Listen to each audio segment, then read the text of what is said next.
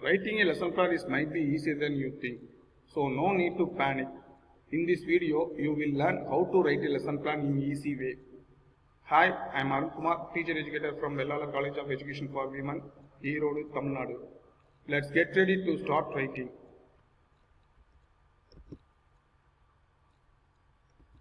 What is meant by lesson plan? A lesson plan is a teacher's pre-planned script for a specific period that contains what students should learn, how it will be taught effectively, and how their learning will be assessed. In this definition, what students should learn mentions the content part, how it will be taught effectively denotes the teaching process, how their learning will be assessed mentions the evaluation process. So, a lesson plan is a teacher's pre-planned script for a specific period that contains what students should learn, how it will be taught effectively, and how their learning will be assessed. Elements of lesson plan.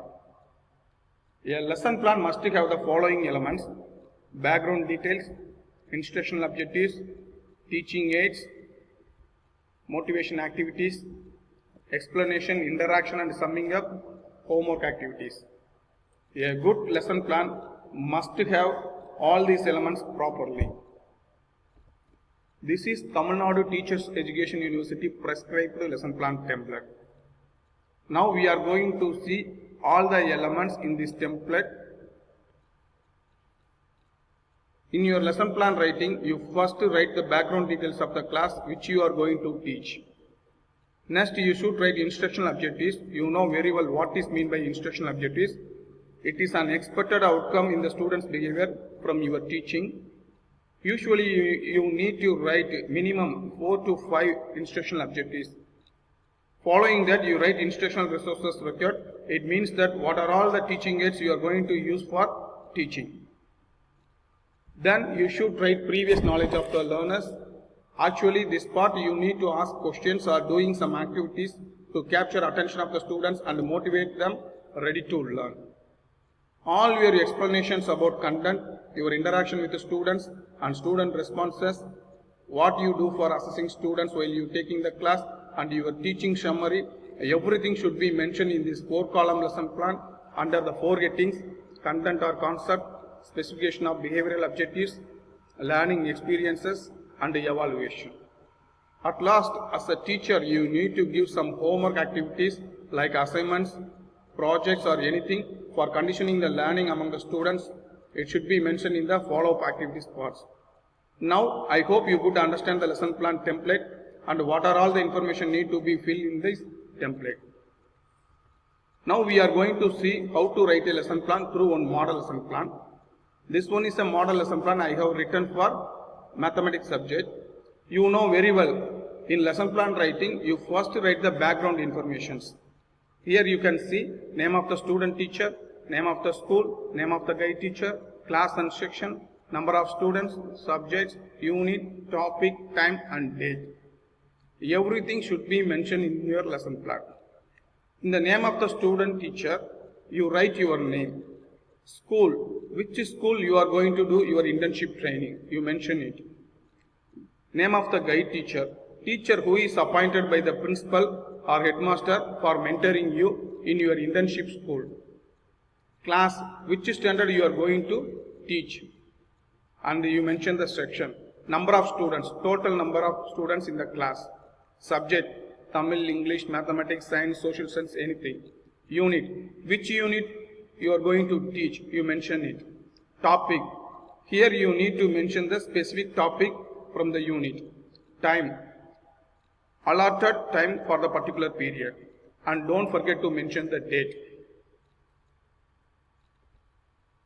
These are all called as a background details. Then instructional objectives. Now I give 2 statements to you. Your teaching reach all the students. The second one is your teaching reach every student. Among these 2 statements, which one is better? Yes, definitely you choose the second one. So only here mentioned the student in singular form. Yes, your teaching must reach every student of the class. So only here mention a single student in a singular form. I have written these 5 instructional objectives for set concept. Don't forget your instructional objectives always should be in Bloom's taxonomy order. For example, you see these objectives: knowledge, understanding, application. These are all cognitive domain based objectives. Then fifth one, it is related to skill. It is psychomotor domain based objectives. So your instructional objectives must be framed based on the Bloom's taxonomical order. Suppose your content demands affective domain objectives, means you need to mention it. Instructional resources required. Mention what are all the teaching aids you have to plan to use the class. While you writing the instructional resources, don't forget to mention what is in it. For example, you are going to show flashcard to teach the definition of set. While explaining the concept, types of set representation, you are going to use chart. Using small balls and alphabet letters, you are going to demonstrate the meaning of the set concept. Previous knowledge of the learners. It is a motivation part to make the students ready to learn. If you introduce new concept on that particular tape, you ask general questions to arouse the attention of the students. That time you write the sentence. Teacher asks a few questions to motivate the students. Suppose you want to continue the previous class lesson or topic today. You ask the questions from the previous class understanding. That time you need to write. Teacher asks few questions to check the previous knowledge of the learners. It is an example writing for introducing a new concept. The teacher asks a few questions to motivate the students. These are all the questions. In this example,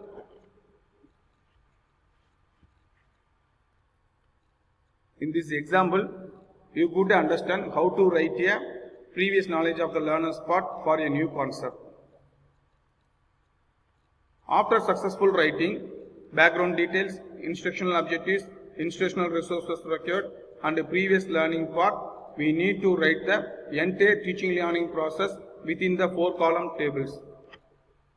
This is the 4-column lesson plan table. You see here, the first column is exclusive for writing content or concept only. You must write only important contents in the first column, which is given in the textbook. In this example, you can see only important contents alone has given. You see set, the definition alone. A set is a well-defined collection of objects. Structure of set, 2 examples for the structure of set. So similarly, you mention only important contents from your textbook. In the 3rd column, you can see all the teacher-student activities should be mentioned in the 3rd column. Learning experience column, teacher-students activities. You mention teacher-student activities precisely. Short and simple description of teacher-student activities are enough to mention. Teacher defines the term set. At the time, students listen carefully. Teacher describes the properties and structure of the set by using blackboard. Students take notes properly. It is the prime duty of teacher to check whether the students are listening or not and whether they understood or not. So the teacher should ask few questions or give few small activities while taking the class. That should be mentioned in the last column, evaluation part. What learning outcomes are expected among the students only mentioned in the 2nd column theory using the action verbs like defines, describes, classifies and etc. These action verbs must be correlated with your instructional objectives. Don't forget, the specification column is written based on the student's learning outcome, not teacher's behavior. In this example, from the teaching learning process, the student can define the term set. The student able to describe the properties of set. While you are writing the 3rd column, learning experience, it should be written in the present tense. In instructional objectives writing, you are mentioning the student in a singular term, but here you need to mention students in plural form because it denotes the entire class of the students, entire students in the class.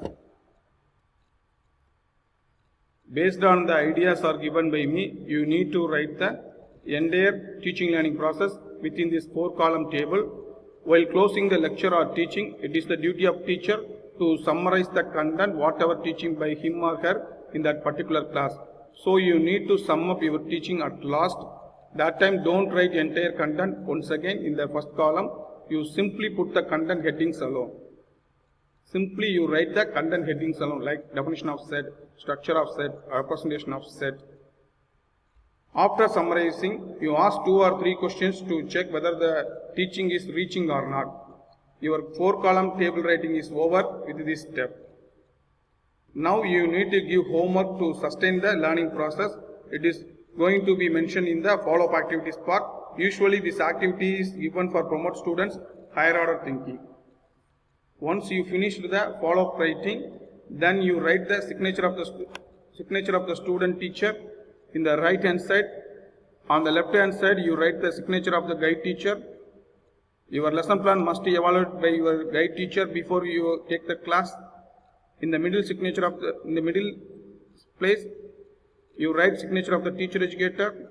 When your teacher comes from your parent teacher institution to inspect you in your internship school, that time you submit your lesson plan to them and get a signature and get approval from them. Now, I hope you can write a lesson plan successfully. Thank you for watching this video. I am Arun Kumar, teacher educator, Vellalar College of Education for Women, Erode, Tamil Nadu. Thank you to all.